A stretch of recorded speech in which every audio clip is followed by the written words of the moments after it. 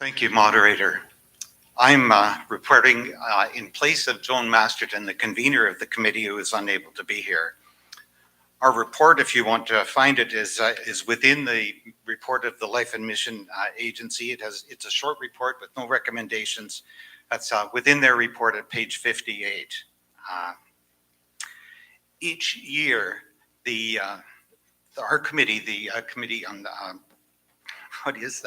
Cutting Edge of Mission, is it engages in an opportunity to explore cutting edge, innovative, and far-reaching ministries around the world, not exclusively within our church. And those that have come to our attention, we look at, and the General Assembly, under the direction of our committee, the General Assembly invites the recipient to come and address the Assembly to tell us about their work. We offer to them a check for $10,000 to enable their work and to continue it. This year, we're delighted to be able to be supporting and to introduce you to the Parents Circle Family Forum in PCFF for short, which I'll use, in Palestine and Israel. And we are honored that the two members of their group, Robbie Demlin and Layla Alsha, I should say, are with us today. In the interest of time, I am going to let them introduce themselves and their work. But you can find short articles on them in the resources section of PC Biz under Interfaith and Ecumenical Guests. There is also, if you go to our own website, which is on presbyterian.ca, there are longer articles that talk about their work. Let me just say one or two lines about them.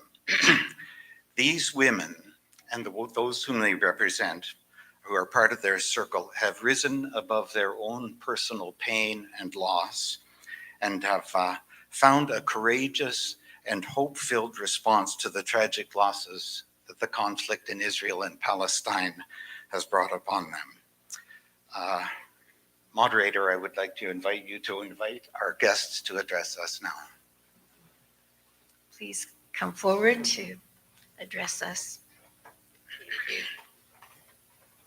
Is this your name?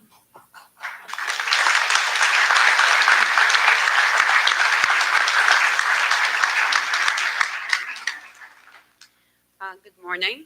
First of all, I want to thank you for inviting us, and it's an honor for us to be here with you, to share with you, and to speak about our. Okay.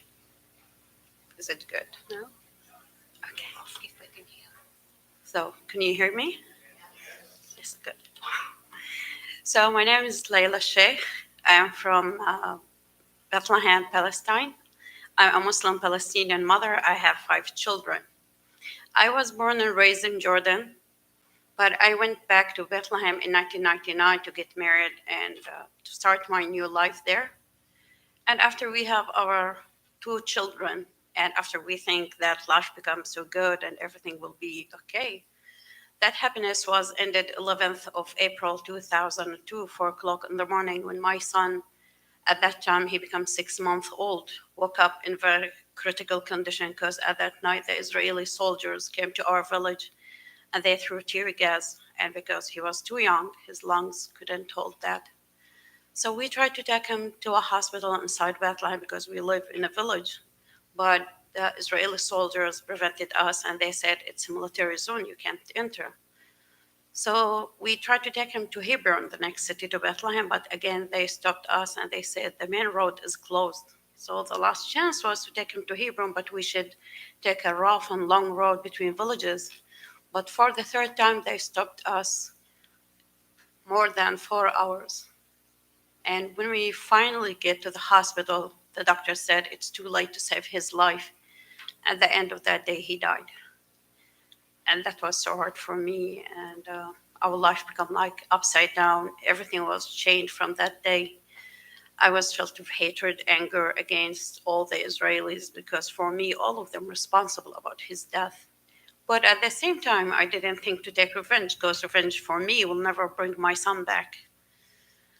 So time goes, and after 16 years, I met one of my friends who participated in one of programs in the Burn Circle, and he convinced me to be there. But in the beginning, I wasn't really so convinced about that. But one day, he invited me to a conference in Bethlehem for the Burn Circle. And it was the first time I heard the Israelis spoke about their personal stories and how they lost their beloved ones. And I was really touched and moved because for me as Palestinian, I saw just settlers or soldiers. But to meet other women who lost their beloved ones, that was the first time. And that day I felt that we shared the same tears, we shared the same pain, even if we had a different circumstances, but nothing worse than losing a child, and no one could understand that pain unless someone be in the same situation. From that day, I decided to participate one of the program called Barrel Narrative Program, and that may be the most important program in the organization, which gave a chance for both sides to sit, to listen, and to speak about everything. And that was the first time I spoke about what happened to my son. Even between me and my husband, we didn't spoke about what happened.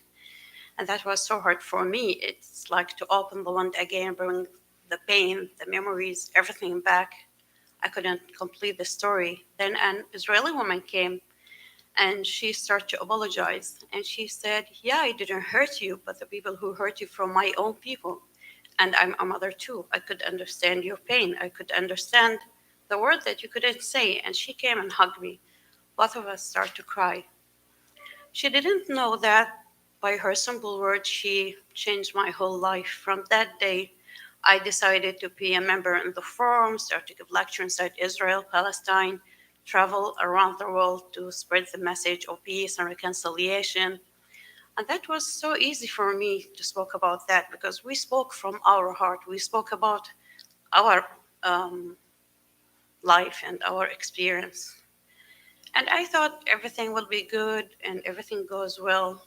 But before 4 months in Jerusalem, life gave me a new test. We've been in Jerusalem and there's a big conference for all other organizations. So after me and Robbie spoke about our stories, there's a man who stand up and who started to talk about his story. I know that man before, but I didn't heard his story before. And he mentioned that he served in the army in my area.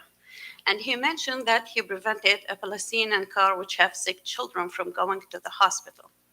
And then it's become so hard for me. I couldn't breathe. I couldn't do anything. Like a storm happened in my head. I didn't know what to think even. So Robbie asked both of us to go outside to talk about what happened. And then he said, this is so important for me to tell you about. I know this is hard, but then he started to mention that his son becomes so sick, and when he tried to take him to a hospital, the guard stopped him because he wanted to ask him many questions. And he said, then I realized what I did to the Palestinian.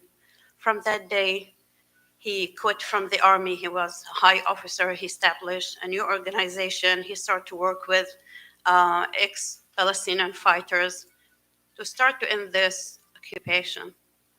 And then I looked to him and I said, look, this is so hard for me to hear that because in my whole life, I didn't think I will be in front of one of you. But at the same time, I want to thank you because if I know that part of your story was exist and you didn't tell me, I will never forgive you about that. But because you've been so honest and you have that courage to tell me the truth, I will forgive you. And he became one of my best friends now. And this is the real reconciliation. And this is when I really believe that I meant every word I say, I meant everything I did. And this has given me much more power to continue because we can't lose hope even in this dark time in Palestine and Israel. Every day we lost a new life. So what we are doing, that we want to end this occupation because we are the people who suffered every day from this occupation. Every day we lost one of our beloved ones. Until now, every day when my door, someone knock on my door or I receive a phone call, I pray every day that I didn't want to hear that news again. I'm not ready to lose another one. So because of that, we continue this work. And because of that, I'm here today sharing with you my story. Thank you so much for listening.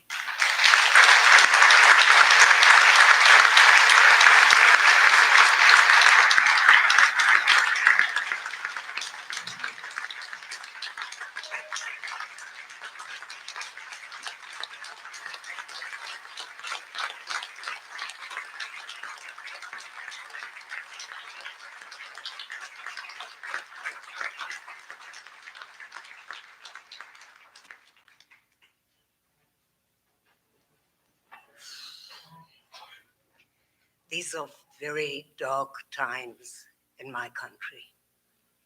I remember a time when the work that we are doing is threatened, when the summer camp that we are planning in July has been threatened to stop, when they are trying to stop us from going into schools to do dialogue meetings. But we cannot and will not give up hope, because hope is a very important equation in peace. If you have no hope, there will never be peace. When the army came to tell me that my son David had been killed by a Palestinian sniper, one of the first things that I said is, you may not kill anybody in the name of my child. That was something like the beginning of what I was going to do with my life. I wanted to prevent other mothers, both Palestinian and Israeli, from experiencing this pain, because there is no other pain as bad as losing a child. And for what? And for what? And so a religious Jewish man came to talk to me and invited me to go to a weekend in East Jerusalem to meet Palestinian and Israeli bereaved families. And when I went, I was sitting around a table and I looked into the eyes of the Palestinian mothers and I realized that we shared the same pain. And that if we could stand up together and talk for reconciliation and nonviolence, wouldn't that be an extreme example for the rest of the world? So I started to travel all over the world with a Palestinian partner. I can't even remember the countries that I've been to. I spoke in parliament, in your parliament, in London, wherever I could, in a hip hop concert. Whoever invited me, I went to speak. It was a very good hip hop concert. By the way, the Palestinians reckon that if the Hamas will kidnap me, they'll give me back after 3 hours because I talk so much. This weekend really changed my life. You know, I was very pleased with myself. I could speak English, albeit with a South African accent, because that's where I came from originally. One night I came home from a trip and there was another knock on my door. And I opened the door and there were 3 soldiers standing there. And when there are 3 soldiers, it can only mean one thing. So I slammed the door in their face. And they kept knocking and knocking and knocking. And eventually I opened the door and they said, we came to tell you that we caught the man who killed David. That's when it became difficult. You see, you can talk about peace and love and all of these lovely things, but do you really mean it? Do you mean it? It took me 3 months and I wrote a letter to the parents of the sniper who killed David. I realized very early that one Palestinian killed my child, not the whole Palestinian nation. I told him about David. He was a student at Tel Aviv University, and he was studying for his master's in the philosophy of education, and he was part of the peace movement. And for what?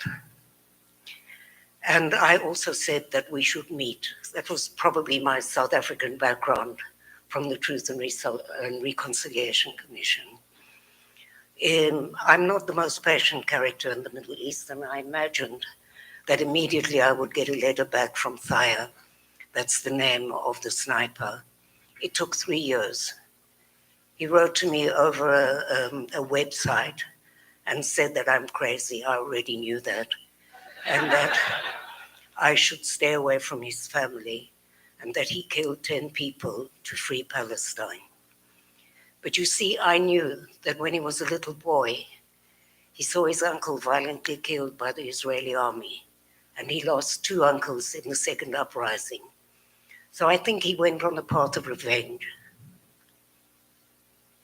That for me was another turning point in my life when I got that letter. It freed me. You see, I gave up being a victim.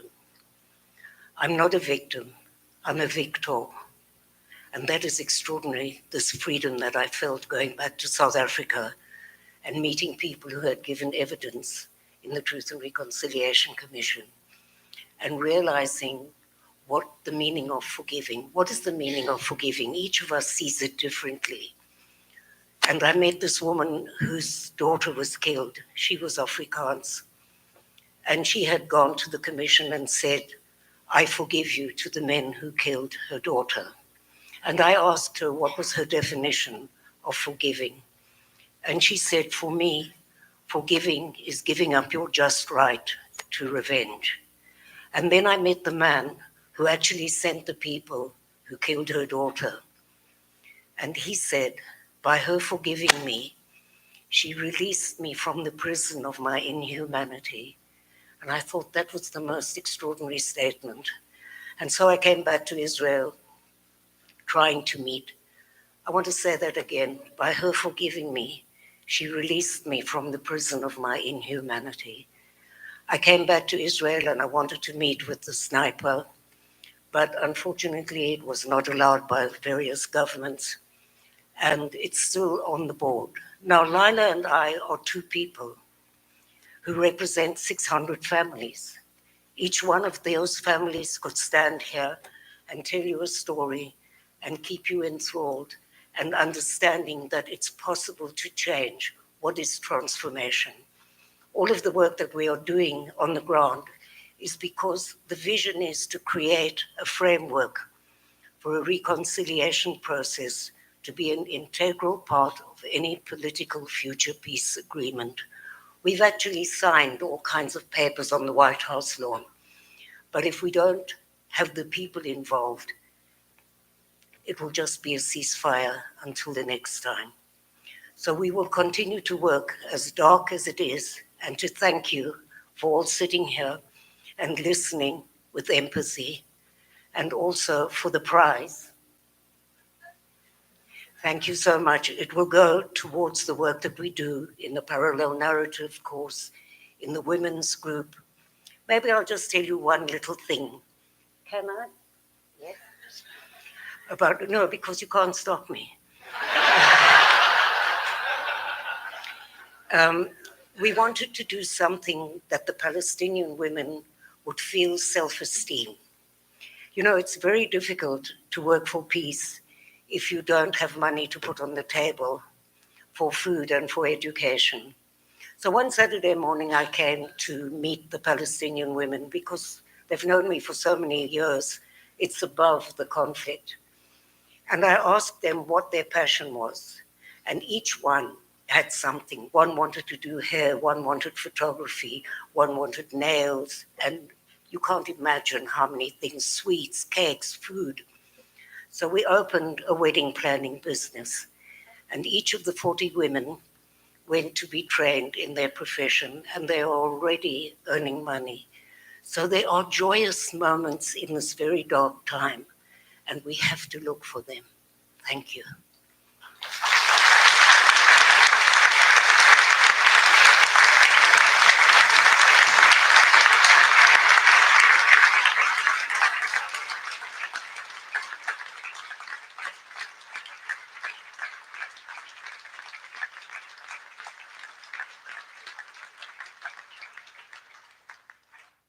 Thank you so much for sharing your stories and helping me and us understand what's going on in your countries.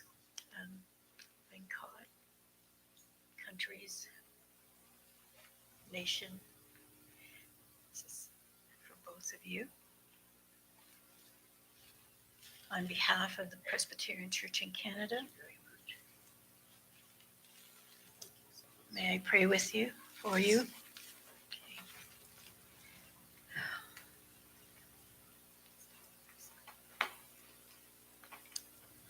Thank you, Heavenly Father, for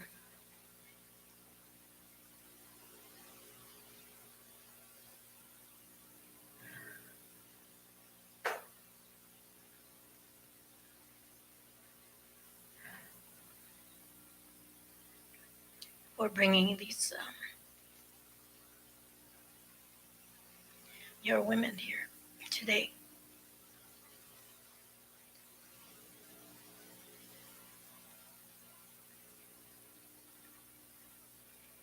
Thank you for bringing us wisdom. Thank you for bringing us strength and hope. Thank you for the stories.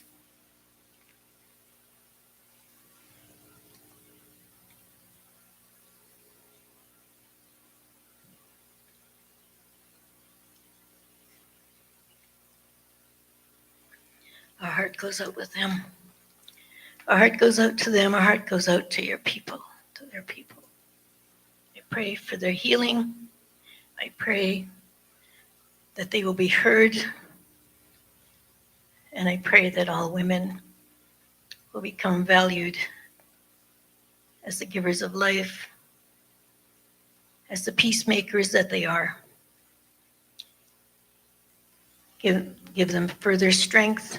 Thank you for the strength you've given them. Thank you for making them who they are and never giving up hope. And being able to forgive in spite of losing their children.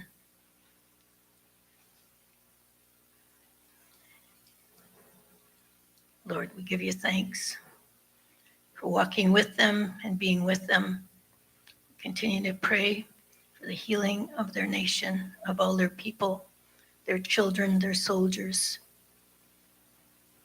everyone there. And bless, say, Lila, as she heals and recovers from her loss, and for Roby for her strength. This woman, this soldier woman, thank you for the strength you've given her. Continue to bless both of them. We ask in your name.